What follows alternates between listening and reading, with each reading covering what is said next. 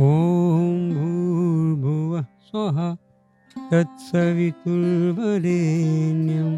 भर्गो देवस्य धीमहि धियो यो नः प्रचोदयात्। क्योंकि संगीत में तो कोई किसी किस्म का कोई भेदभाव होता ही नहीं। तो वहाँ मुझे इस किस्म का कभी कोई ख़्याल ही नहीं आता कि मैं आऊँ। हालाँकि वो सब जानते हैं, निज़ाम भाई के नाम से मुझे पुकारते हैं, सब जानते हैं कि ये मुस्लिम है। तो उनके मन में या मेरे मन में इस तरह का कोई भी बात कभी नहीं आती। तू ही माता, तू ही पिता है, तू ही तो है साईं राम, हे राम, हे राम। तो उस ज़माने में 1967 में पिक्चर आई थी पत्थर के सनम। तो उसका जो गाना था पत्थर के सनम, वो मैंने बचपन में परफ़ॉर्म किया स्कूल में। तो इतना मैं पॉपुलर हुआ कि लोग मुझे जब स्कूल में देखते तो मुझे देख के कहते थे देखो यार पत्थर का सनम। एक ओंकार सतनाम करता पुरख निरपौ निर्वैर अकाल मूरत अजूनी सैभंग गुरु प्रसाद जप आद सच जुगाद सच है भी सच नानक होसी भी सच। अभी मैं आई हूँ दरियागंज में और मेरे साथ जो बैठे हैं, ये एक बहुत मशहूर आर्टिस्ट है और इन्हें निज़ाम प्रेमी के नाम से जाना जाता है। इनको आपने कई इवेंट्स में, कई फेस्टिवल्स में देखा होगा क्योंकि ये as an artist, as an singer perform करते हैं।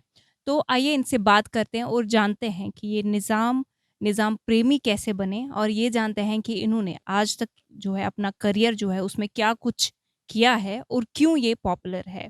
बहुत-बहुत शुक्रिया हमें वक़्त देने के लिए। बहुत बहुत शुक्रिया आपका भी। जी सर आपके बारे में जानना चाहेंगे कि लोग आपको निज़ाम प्रेमी के नाम से जानते हैं। कैसे ये नाम मिला और क्या है इसके असल में पीछे? मेरा नाम तो निज़ामुद्दीन है, मगर मैं भजन गाता हूँ तो उसके लिहाज से फिर मैं कुछ लिखता भी हूँ मैं। तो मेरे बहुत सारे भजन भी मैंने लिखे खुद।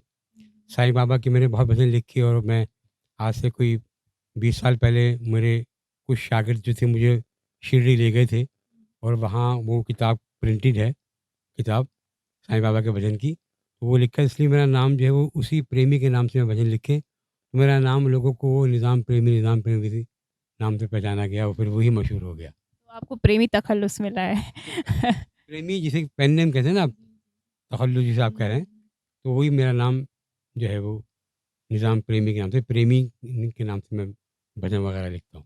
लोग कहते हैं भगवान आते नहीं, लोग कहते हैं भगवान आते नहीं, मीरा के जैसे बुलाते नहीं। देखिए जब मैंने आपसे कॉन्टैक्ट किया तो आपके बारे में पहले से मैं जानती थी।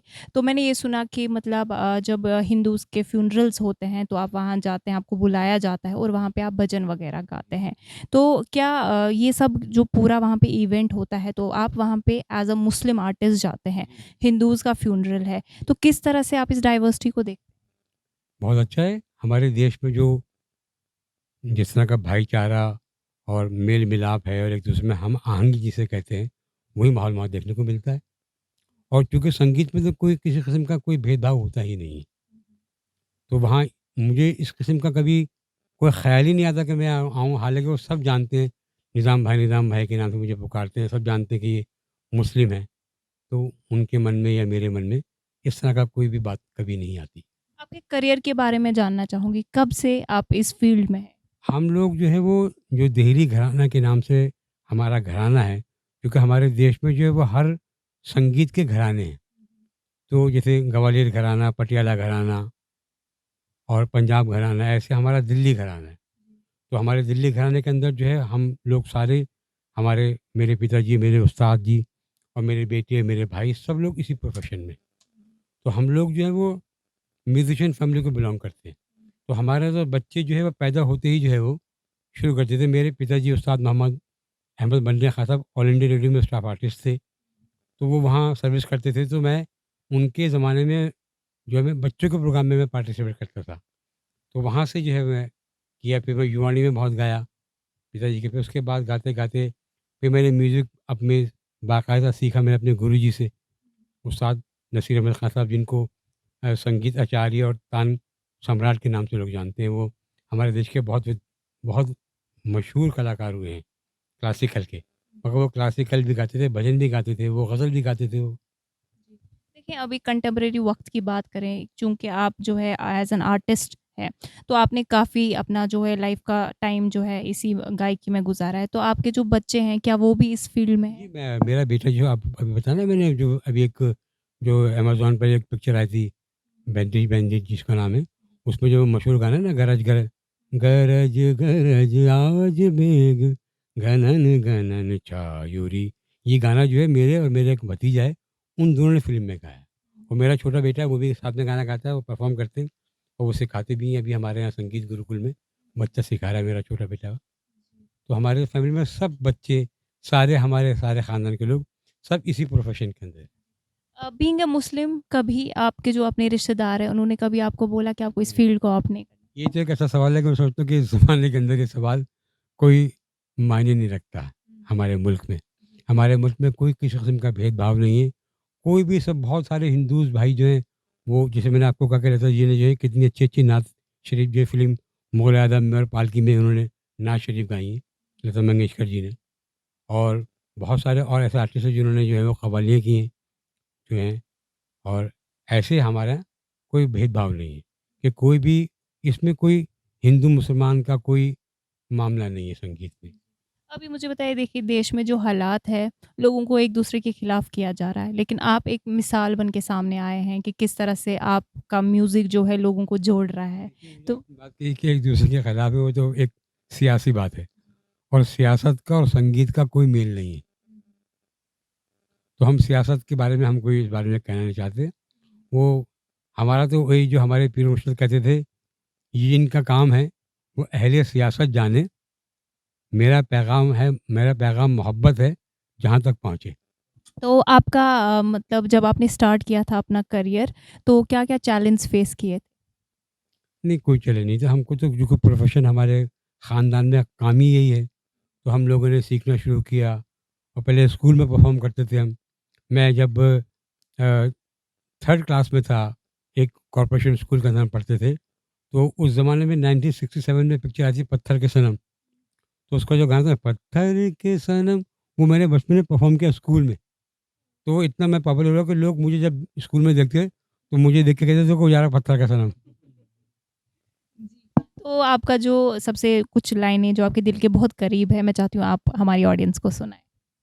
मैं जो बहुत मशहूर, जो हमारे यहाँ हिंदू धर्म में बहुत मशहूर जो गायत्री मंत्र है, वो मैं आपको गा के सुना देता हूँ।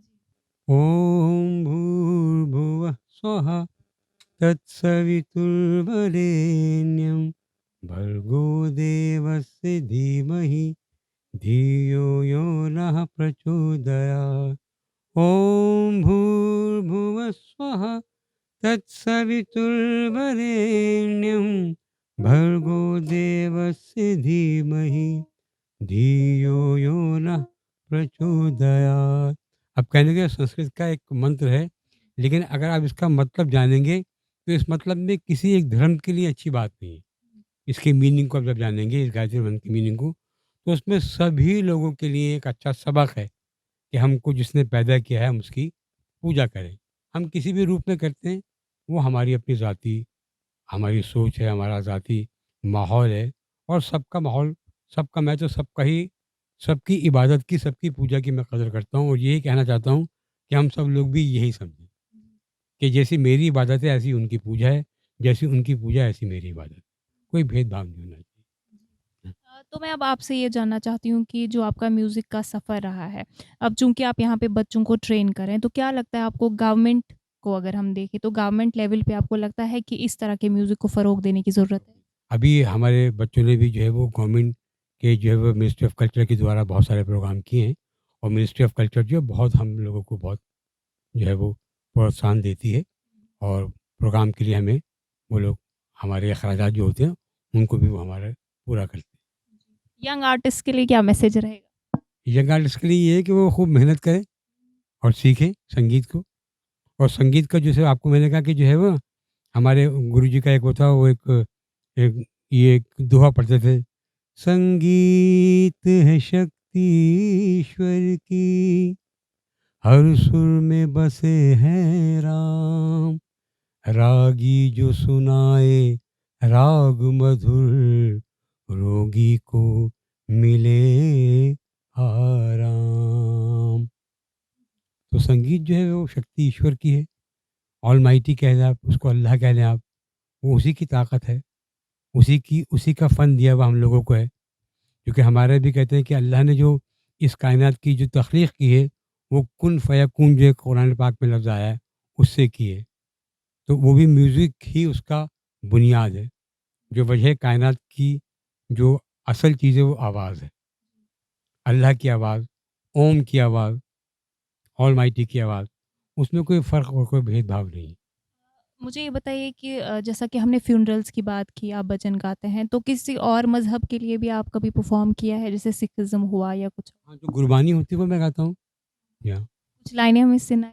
एक ओंकार सतनाम, करता पुरख निरपौ निर्वैर, अकाल मूरत अजूनी सैभंग, गुरु प्रसाद जप आद सच, जुगाद सच, है भी सच, नानक होसी भी सच।